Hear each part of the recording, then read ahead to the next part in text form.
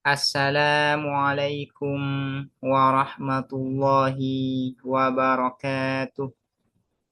Bismillahirrahmanirrahim. Alhamdulillahi rabbil alamin. Wabihi nasta'inu ala umurid dunya waddin. Wassalatu wassalamu ala ashrafil anbiya'i wal mursalin. Sayyidina Muhammadin wa ala alihi wa sahbihi ajma'in. Allahumma fakihna fid din wa 'allimna at-ta'wil amma ba'du. Bismillahirrahmanirrahim. Mari kita melanjutkan ngaji kitab Al-Qawaidul Asasiyah fi Usulil Fiqhi yang ditulis oleh As-Sayyid Muhammad Alawi Al-Maliki. Sekarang kita akan menjelaskan tentang al-zahir, lafadz zahir. Al-zahiru ialah lafadz al-zahir. Apa definisi atau yang dimaksud dengan lafadz zahir? Al-zahiru, adapun lafadz zahir, huwa al-zahir, lafzun ialah lafadz, ihtamala yang memungkinkan atau yang memiliki kemungkinan apa lafadz amroini pada dua perkara.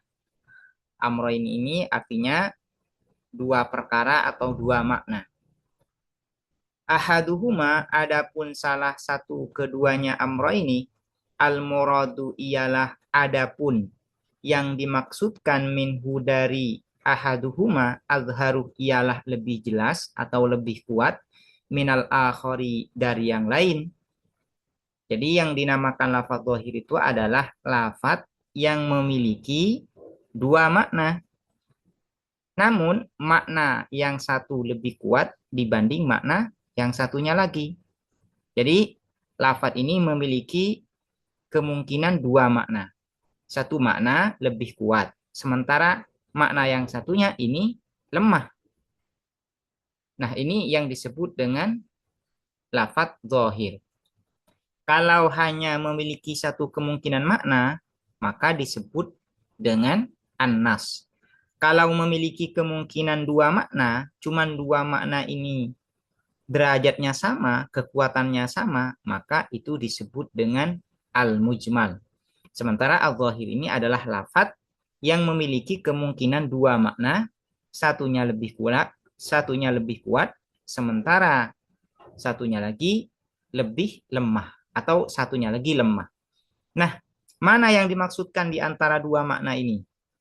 Yaitu yang dimaksudkan di antara dua makna ini adalah makna yang lebih kuat, yang lebih jelas. Penunjukan lafadz kepada makna yang lebih jelas ini disebut dengan al-zahir. Sementara penunjukan lafadz yang sama pada makna yang lemah ini nanti disebut dengan muawwal. Tapi agar lafadz ini menunjuk kepada makna yang lemah harus disertai dengan dalil. Kalau tidak ada dalil, maka tidak boleh membawa lafadz ini atau mengarahkan lafadz ini kepada makna lemahnya.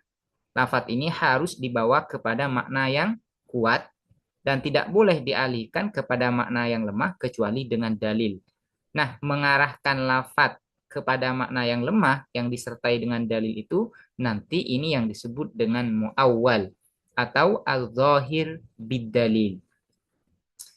Walau aratah, dan apabila ingin kamu al-ikhtisara untuk meringkas, kulta, maka berkata kamu, huwa adapun al-zahir lafzun ialah lafad dalla yang menunjukkan apa lafad ala makna atas makna, dalalatan rajihatan dengan penunjukan yang unggul atau kuat fihi di dalam makna, marjuhatan yang diungguli atau yang lemah fi ghairihi di dalam selain makna, fi ghairihi di dalam selain makna. Ini sama saja ya, bukan lebih ringkas malah ini ya. Malah ini tambah ribet lagi. Yang dinamakan lafadz zahir menurut definisi yang kedua ini adalah lafadz yang menunjuk kepada suatu makna. Nah, penunjukan kepada suatu makna ini adalah penunjukannya kuat, rojih. Dan lafadz ini menunjuk kepada selain makna ini. Cuman penunjukannya itu lemah. Nah, ini yang disebut dengan lafadz zahir. Contohnya, lafadz zahir ini, kal asadi seperti asad. Kal asadi seperti lafadz asad. Fa'innahu maka sesungguhnya apa al-asad. Rajihun ialah unggul atau kuat fil hayawanil muftarisi di dalam al-hayawan al-muftaris, makhluk hidup yang buas. Li'annahu karena sesungguhnya apa al-hayawanul muftaris, maknan ialah makna hakikiyun yang sebenarnya lahu bagi al-asad, wala sarifa dan tidak ada apa yang memalingkan, apa sesuatu yang memalingkan lahu bagi al-asad anhu dari al-hayawanul muftaris. Wa marjuhun dan diungguli atau lemah firrajuli syuja'i di dalam ar-rajuli syuja' laki-laki yang pemberani.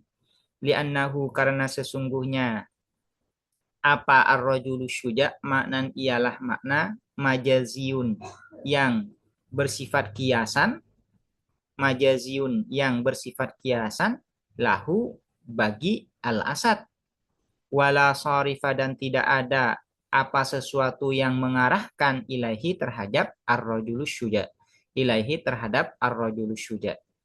Contoh dari lafadz zahir adalah seperti lafadz asad. Asad ini memiliki kemungkinan dua makna.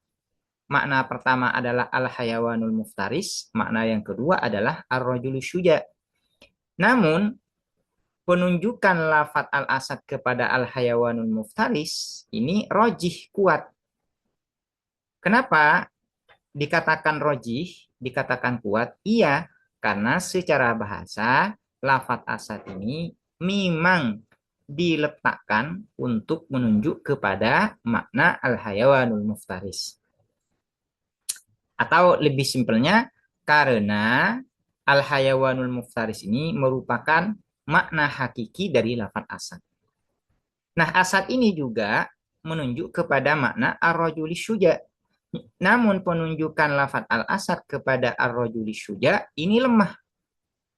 Kenapa lemah? Iya, karena ar-rajulu syuja ini merupakan makna majazi bagi asad. Sehingga apabila asad ini mau diarahkan maknanya kepada ar-rajuli syuja, maka ini butuh dalil. Butuh dalil. Nah, ar-rajuli syuja ini merupakan makna marjuh atau makna lemah dari lafadz al-asad. Al-asad ini disebut dengan al-zahir. Namun perlu diperhatikan, al-asad disebut dengan al-zahir apabila menunjuk kepada makna kuatnya, yaitu al-hayawanul muftaris. Al-asad juga nanti disebut dengan al-mu'awwal. Kapan?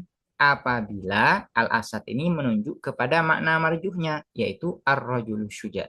Jadi satu lafadz nanti bisa disebut dengan al-zahir, juga bisa disebut dengan al-mu'awwal.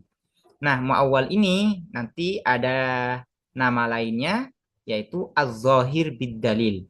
Jadi mu'awwal ini juga nanti disebut dengan al-zahir bid-dalil. Wahadzal zahiru dan adapun lafadz zahir ini idza ashkala ketika rancu, ketika ambigu, mafhumuhu apa mafhumnya hadzal zahir, humila maka dibawa al-lafzu apa lafadz alal ihtimalil marjuhi atas kemungkinan al-marjuhi yang diungguli atau kemungkinan yang lemah. Wa uwila dan ditakwil apa lafadz alaihi atas al-ihtimalil marjuh bidalili dengan dalil, bidalili dengan dalil. Artinya kalau ada lafadz zahir ketika ingin dibawa kepada makna kuatnya, makna hakikinya, ini nanti ada masalah, iskal nanti. Mafhumnya itu iskal.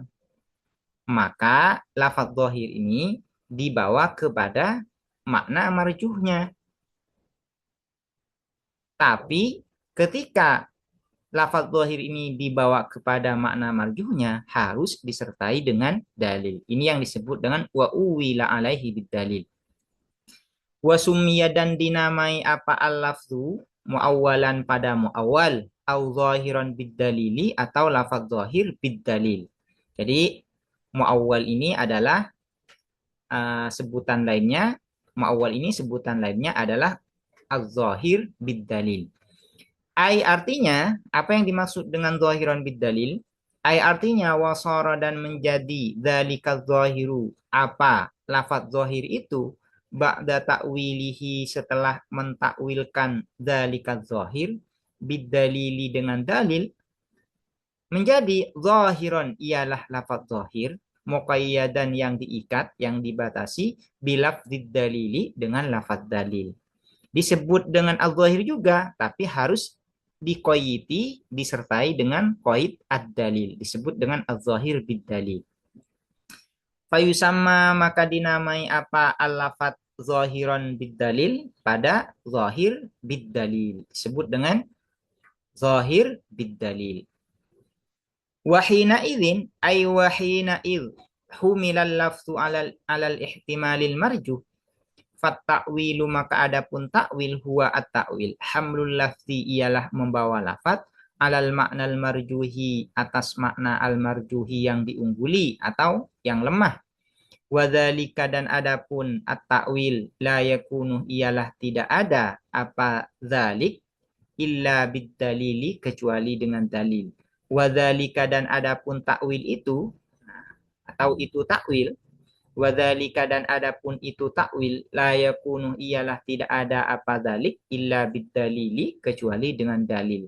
Dalil ini disebut juga dengan qarinah. Jadi untuk mengarahkan suatu lafaz kepada makna majazinya atau kepada makna lemahnya itu harus disertai dengan dalil atau disertai dengan qarinah. Misaluhu adapun contohnya at-takwil qauluhu ta'ala ialah firman Allah ta'ala maha luhur siapa Allah was-samaa'a banainaha bi'aidin was-samaa'a dan adapun langit was-samaa'a dan pada langit maf'ul bihi was-samaa'a dan pada langit banainaha membangun kami ha terhadap as-sama bi'aidin dengan aidin. Aidin ini diarahkan maknanya kepada makna kekuatan atau kekuasaan. Zahiruhu adapun zahirnya aidin, lafaz aidin ini jam'u yadin ialah jamak dari lafaz yad. Jadi aidin adalah jamak dari lafaz yad. Walafzul yadi dan adapun lafaz al yad lahu ialah bagi lafzul yad maknayani adapun dua makna. Rajihun yaitu makna rajih, makna unggul, makna kuat, wa marjuhun dan makna yang diungguli atau makna lemah. Falyadul jarihatu maka adapun tangan al jarihatu atau kalau ingin disamarkan seperti ini ya. Falyad maka adapun lafat al yad al jarihatu yang berupa anggota tubuh hiya al yadul jariha ar-rajihatu ialah yang unggul, ialah yang kuat. Wal quwwatu dan adapun al quwwah ini adalah kekuatan atau kekuasaan. Hiya al quwwah al marjuhatu ialah makna yang diungguli atau makna yang lemah. Jadi iyat ini memiliki dua makna. Pertama adalah al-yadul jarihah, yaitu tangan yang berupa anggota tubuh, dan ini merupakan makna yang kuat dari lafaz yad, karena lafaz yad ini memang diletakkan untuk menunjuk pada al-yadul jarihah.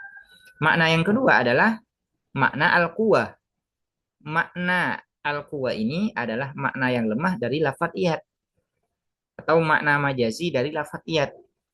Dan untuk membawa lafaz iyad kepada al-quwah ini butuh dalil, butuh qarinah. Lakinil yadul jarihatu akan tetapi al yadul jarihatu adapun tangan al jarihatu yang berupa anggota tubuh ar-rajihatu yang kuat yang unggul mustahilatun ialah mustahil alallahi ta'ala atas Allah ta'ala fayusrafu maka dipalingkan apa lafzul yad ila maknal kuwati pada makna kekuatan atau kekuasaan bil burhanil akli dengan argumentasi al akli yang rasional al qati'i yang pasti atau yang meyakinkan. Nah, di dalam ayat ini lafaz al yad ini diarahkan kepada makna marjuhnya yaitu al quwwah. Karena kalau lafaz aidin ya, lafaz aidin ini diarahkan kepada makna rojihnya yaitu al yadul jarihah, ini menjadi mustahil kepada Allah Subhanahu wa taala. Nah, sekarang di sini musannif yaitu As-Sayyid Muhammad Alawi Al-Maliki menjelaskan tentang macam-macam dari takwil di kalangan ulama ahli sunnah wal jamaah. Takwil itu ada yang disebut dengan tafsili, ada yang disebut dengan ijmali. At-ta'wil at-tafsili ini yang dipegang oleh ulama khalaf. Sementara at-ta'wil al-ijmali ini yang dipegang oleh ulama khalaf. Penjelasan secara rinci, secara detail terkait masalah takwil tafsili dan ijmali ini dijelaskan di dalam kitab akidah atau ilmu kalam. Karena itu ini sebenarnya tidak ada kaitan dengan pembahasan usulul fikih. Tidak ada kaitan langsung dengan pembahasan usul fikih. Karena itu ini insya Allah saya tidak akan menjelaskan secara rinci terkait masalah ini. Saya akan fokus membaca lafadznya saja. Wahadat ta'wilut tafsili yusahihu dan adapun pentakwilan at-tafsili yang terperinci as-sahihu yang benar aklan secara akal waluatan dan bahasa huwa ahadat ta'wil at-tafsili as-sahih alladhi ialah yang jaro menempuh alaihi atas alladhi al-khalafu siapa ulama khalaf rahimahumullahu semoga merahmatihum terhadap al-khalaf Allahu siapa Allah daf'an karena menolak litashbihi terhadap penyerupaan wattajsimi dan penjasmanian wa amma salafu dan adapun ulama salaf radhiyallahu anhum semoga meridhai Allahu siapa Allah anhum dari as-salaf fa innahum maka sesungguhnya siapa as-salaf jarau ialah menempuh siapa as-salaf alat ta'wil ijmali atas takwil al-ijmali yang bersifat global. Apa yang dimaksud dengan at-ta'wil al-ijmali? Ai sorful lafzi memalingkan lafaz an zahirihi dari zahirnya al-lafaz al-mutabadiri yang terlintas ila dzihni pada benak al-muaddi yang mengantarkan ilal jismiyati pada penjasmanian biduni ta'inin dengan tanpa menentukan limaknan terhadap suatu makna min ma'anihi dari beberapa maknanya al-lafaz adaban sebagai bentuk adab ma'allahi beserta Allah adaban sebagai bentuk adab ma'allahi bersama Allah war rasuli dan Rasulullah alladaini yang keduanya lam yubayyina tidak menjelaskan siapa alladaini ma'ani hadhihi sifati terhadap makna-makna sifat-sifat ini.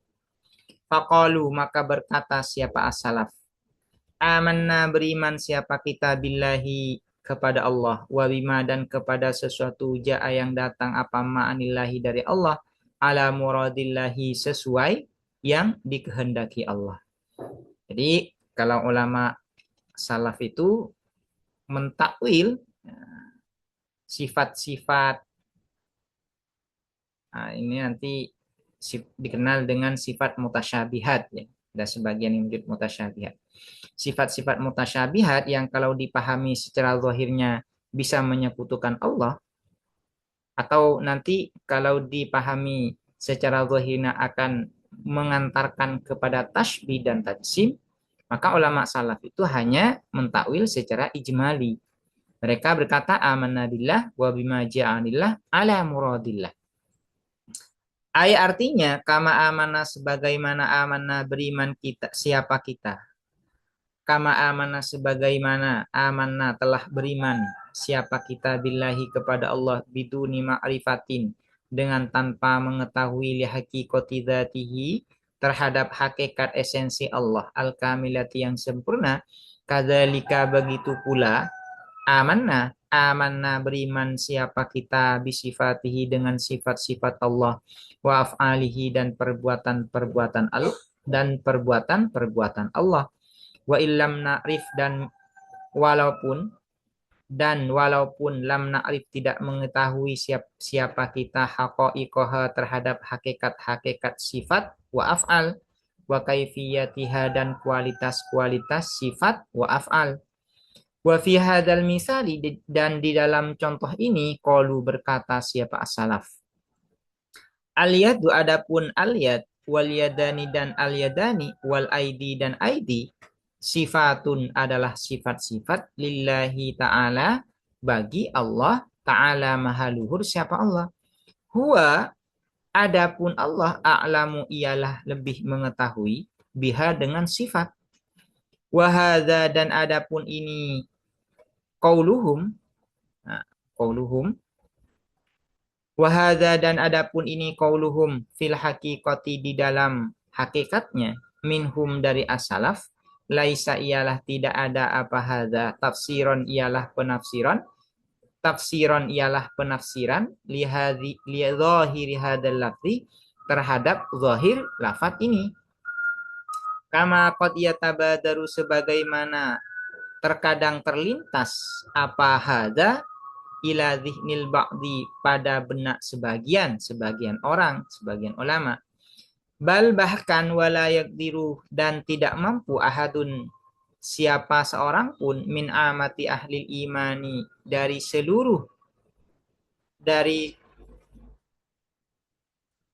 min amati ahli imani dari